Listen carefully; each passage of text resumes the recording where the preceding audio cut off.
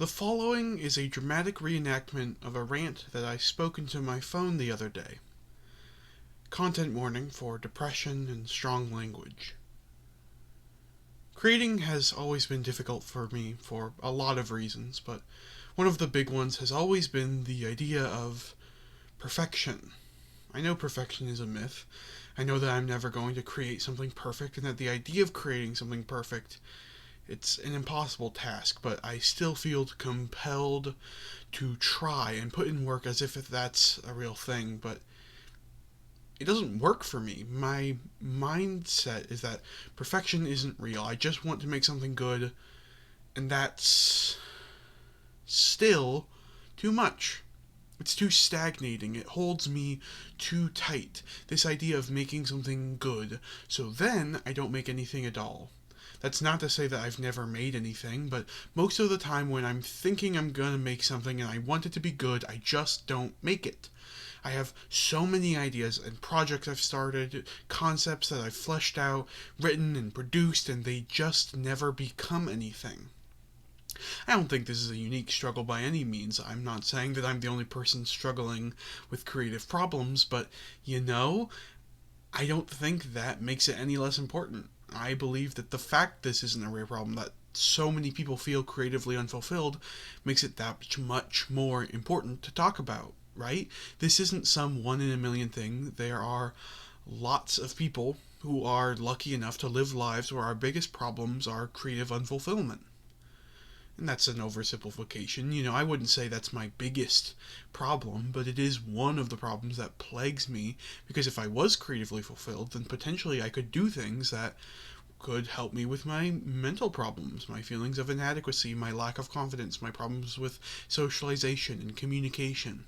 I'm not saying that I could fix these things simply by making the art that I want to make or learning how to make the art that I imagine I want to make, but maybe it could help. Maybe it could help. When I think about the needs that I have, it's difficult to admit which are insufficient. I think while I have access to food and water and shelter and people who care about me, I have information, education, I have so many things, and in some cases, I think it's very important to recognize that, Thinking about how privileged one is extremely necessary. So when I'm trying to improve, when I'm trying to focus on things I can work on, ways I can be creative or productive or growing, when I try to change for the better, I think, what is it that I am doing wrong that I could do better? And all I can think about is how I shouldn't have anything wrong. How could I? And I know that's not how my brain works. I know that's not how anyone's brain works. I don't have a friend group. I don't have relationships with people. I don't have an outlet for my very volatile emotional states. And when I think about that, when I think about what's wrong, even when I can push past that initial disdain, it's very difficult to then accept it and work with it in the present. All I can think about right now is if I am talking about this for no one but myself, I'm wasting my time. That's not true. That's not what I was thinking about. What I was thinking about is how if I was born in Palestine, I would not have the opportunity to have these problems. I would not be lucky enough to have my biggest issues that I don't have a lot of friends, that I don't socialize very well, that I don't have a job, that I don't have a creative project that I'm proud of. My problems would be that my parents were destroyed by bombs. My problems would be that I don't have food or water or anyone that I know in my actual real life who can help me get out of this concentration camp. But that's not my life. I can try to help those people. I have tried to help. These are issues way bigger than me, issues that I don't think I could ever legitimately make good progress with. I don't think I could genuinely change the world for the better when I'm struggling to just change myself. How could I send a message to the world that could inspire change when I struggle to send a message to someone I've known for my entire life? How can I create a strategy to inform people when I'm not willing to fact check information that I know for a fact is unconfirmed? How do I have the gall, the pride, to think that I can do these things that I've never been able to do, no matter how many times I've tried? I think the lesson to be learned is that while I can contribute a little bit, I can make donations, I can talk about Palestine, I can talk about the Congo, I can talk about colonization and capitalism and all the terrors and evils of the world, but for me, I need to make real change. I need to make some real change in myself first. And even if that change won't ever actually help me change the world, I'm not going to do any world changing in my current state. If I want to change the world, I have to start with making my life worth living, and then I can worry about moving forward, making changes in my community, and then scale up from there.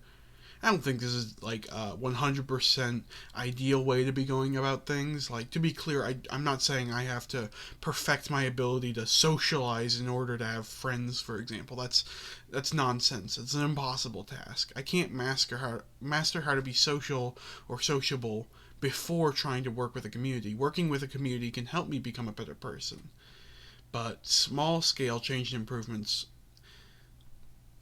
those aren't the goals that I hold in my heart. I know, realistically, what I should be doing is working with my community, working with the people that I live near and talking to them and being there for them and creating networks of mutual aid, right? Socialization, trust, love. My real goals are like, let's fucking stop what's happening in Palestine. Let's finally get the Israeli military to give up, to stop fighting, or more accurately, killing, to dissolve the government and have the Palestinians and former Israelis figure out how they're going to govern themselves, not have some British mandate decide who's in charge, not to have the United States appoint some dictator. Fuck, I know that's not going to happen in my lifetime, and 99% chance it's not going to happen at all. And if it does, it's almost completely independent of any of the actions I've ever taken. It's going to be done by people with so much more drive and passion and personal responsibility and accountability and ability to act. And right now, I have no hope of getting that much influence, power, or ability to do things, because I can't even muster myself to record this on a microphone for a YouTube video. I'm using my phone right now. Maybe I'll re-record this, but right now, I'm recording this on my phone. And this might never go public. This might stay in my phone forever until it's destroyed. And it'll be valuable for me, hopefully, but it'll stand as yet another attempt for me to be more than I am. Fuck. So yeah, the point is that I'm depressed and I'm struggling, but not in any particularly unique or interesting way. I'm yet another person who was gifted by privilege with a life so much more luxurious than anyone could ever reasonably deserve, and yet I suffer.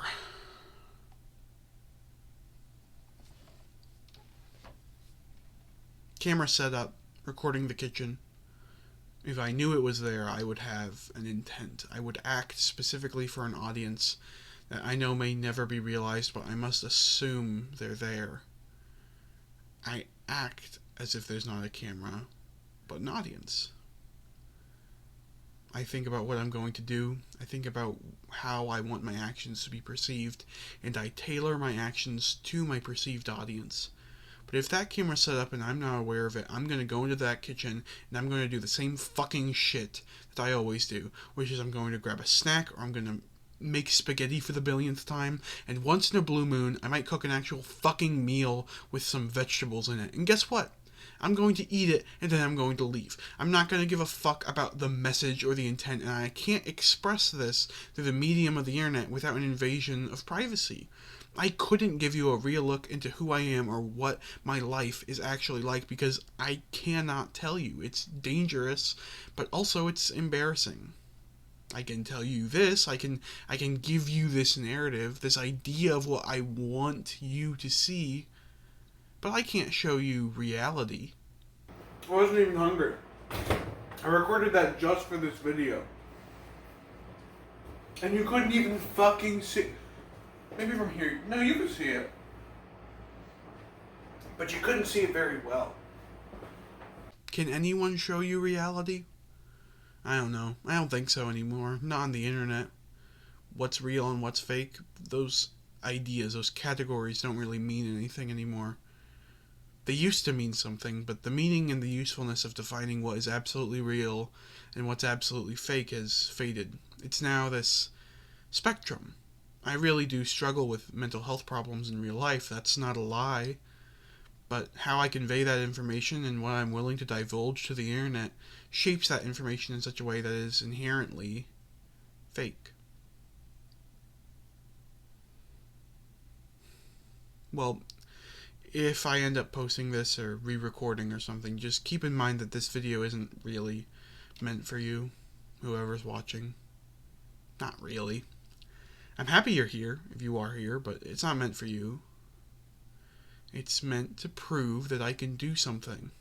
That I can speak my fucking mind, no matter how goddamn tired I am, no matter how much I just want to do the same thing over and over again without ever producing or creating or changing or developing or actually making a difference in the world. Okay, bye.